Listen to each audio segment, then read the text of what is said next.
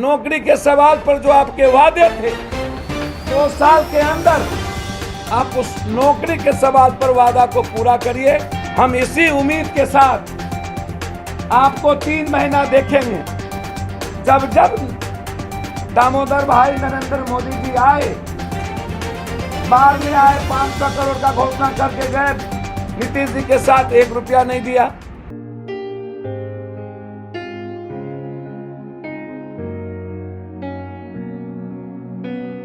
जन अधिकार पार्टी के राष्ट्रीय अध्यक्ष राजेश रंजन उर्फ पप्पू यादव आज पूर्णिया में हैं।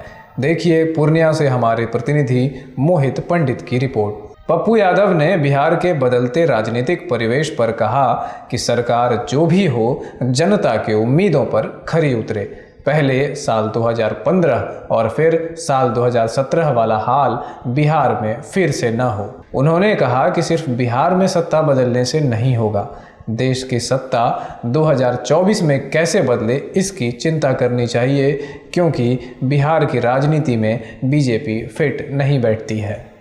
बिहार की सत्ता बदली है। मैं उम्मीद करता हूं कि जनता के गुड गवर्नेंस पर 15 और 17 वाली हाल ना हो। सत्ता जनमुखी हो, सत्ता लालच, लोभी और बंदर बांट के लिए ना हो। इसका नुकसान बिहार को भी होगा और देश को भी होगा। सबसे बड़ी बात यह है कि इस सत्ता से विपक्ष को मजबूत करने की जरूरत है और संकल्प लेने की जरूरत है कि बिहार की सत्ता बदलने से नहीं होगी, 2024 में देश की सत्ता कैसे बदलेगी। और देश की सत्ता तभी बदलेगी जब हम अपराध मुक्त करेंगे, बालू, शराब, जमीन माफिया मुक्त करेंगे।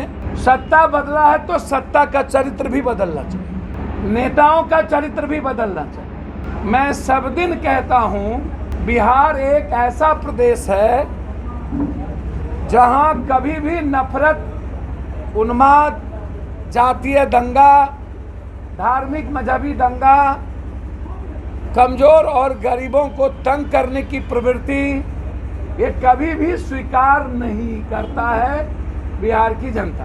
बीजेपी कभी भी बिहार के लिए फिट नहीं बैठती। और वैसे ही बीजेपी 1.25 लाख करोड़, विशेष राज, विशेष पैकेज, बाढ़ से मुक्ति, मगध में के हर घर हर खेत को पानी, गंगा, सोन, कमला, गंडक, महानंदा, बूढ़ी गंडक, सबसे गाद निकालने का संकल्प। और कोशिश सीमांचल, मिथिलांचल के साथ यदि आपने सौतेलेपन का व्यवहार किया, यदि हम केंद्र सरकार के खिलाफ लड़ने की हिम्मत कर सकते हैं, जो 22 तारीख को फिर आर पार की लड़ाई है, महंगाई, जीएसटी, अग्निवीर के खिलाफ गवर्नर को घेरेंगे 22, फिर उसके बाद बोध गया बैठेंगे और 17 से हम चलेंगे कि बिहार और देश की दुर्गति क्यों हुई।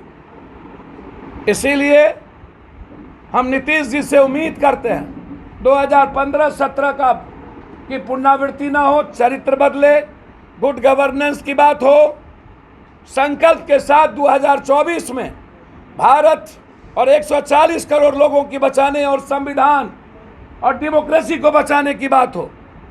ED, end of democracy, never एटेड, नेवर।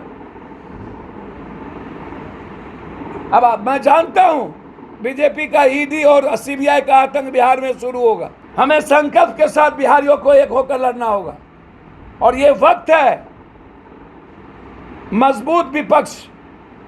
जब लगातार महाराष्ट्र, मध्य प्रदेश, कर्नाटक, झारखंड को तोड़ने की साजिश और तो कई 3 तोड़ दिए गए, वहां बिहार ने एक नया राजनीति की सूत्रता के साथ, संकल्प के साथ आप कदम बढ़ाए हैं और यह कदम मजबूत विपक्ष और सोनिया गांधी के मार्गदर्शन में पूरा देश का विपक्ष एक होकर के 2024 की लड़ाई लड़े। और मैं मानता हूं यदि यह 2 साल गुड गवर्नेंस के साथ, एक बेस्ट चरित्र के साथ संकल्प लेकर आप आगे बढ़ेंगे तो आप कल के हीरो होंगे नीतीश जी, मैं ऐसा उम्मीद करता हूं।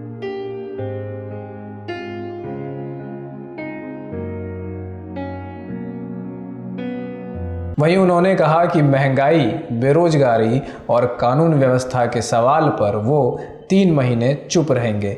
अगर स्थिति नहीं सुधरी तो इस सरकार के खिलाफ भी जाप आंदोलन करेगी। साथ ही पप्पू यादव ने कहा कि माननीय प्रधानमंत्री ने बाढ़ राहत पैकेज के लिए 500 करोड़ रुपए की घोषणा की थी, जिसमें 1 रुपए भी राज्य को नहीं मिले हैं। चीनी अगला बार हम मोतिहारी का ही चीनी का चाय पियेंगे और सब गायब। जब दामोदर भाई नरेंद्र मोदी जी आए, बाढ़ में आए, 500 करोड़ का घोषणा करके गए, नीतीश जी के साथ 1 रुपया नहीं दिया। जबकि ऊँट के मुंह में जीरा का फोरन था, वो कटिहार पूर्णिया आए थे। बाढ़ से मुक्ति पर कोई संकल्प नहीं लिया गया। कोसी सीमांचल मगध की गरीबी पर कोई संकल्प नहीं लिया गया। जमालपुर रेलवे यूनिवर्सिटी की बात नहीं हुई। बिहार में पलायन को कैसे रोका जाए उस पर चर्चा नहीं हुई। पॉलिटिकल इंस्टॉलमेंट बना दिया गया बिहार। जो देश के हालात हैं उसमें बीजेपी से देश मुक्ति चाहता है। उसमें महंगाई है, 7% महंगाई है, जीडीपी है,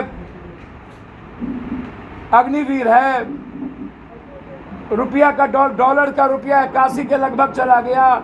नाइजीरिया से हम ऊपर हो गए गरीबी में। मात्र 0.33% ही मात्र आज आदिवासी देह है और अभी तक 9 करोड़ की आबादी में 2000 आदिवासी को नौकरी नहीं मिली आजाद हिंदुस्तान के बाद। 8 सालों में आपने स्विस बैंक चुप, काला धन चुप,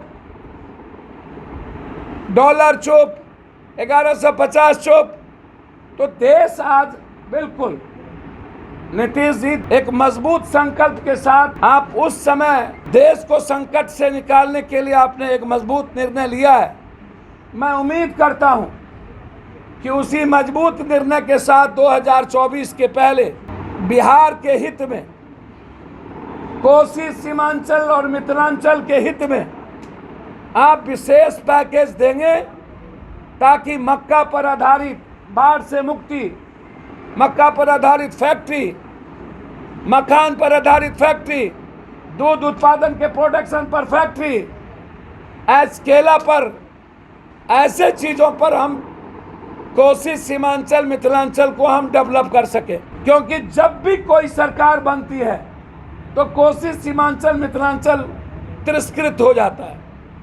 हमें कोई देखने वाला नहीं बचता, हमारा कोई माँ बाप नहीं होता, आज तक के इतिहास है। और हम उम्मीद करेंगे सत्ता पक्ष विपक्ष महागठबंधन कि रोजगार के सवाल पर, एसटीटी के सवाल पर, बीटीटी के सवाल पर, प्रतियोगिता के सवाल पर, नौकरी के सवाल पर जो आपके वादे थे 2 साल के अंदर आप उस नौकरी के सवाल पर वादा को पूरा करिए।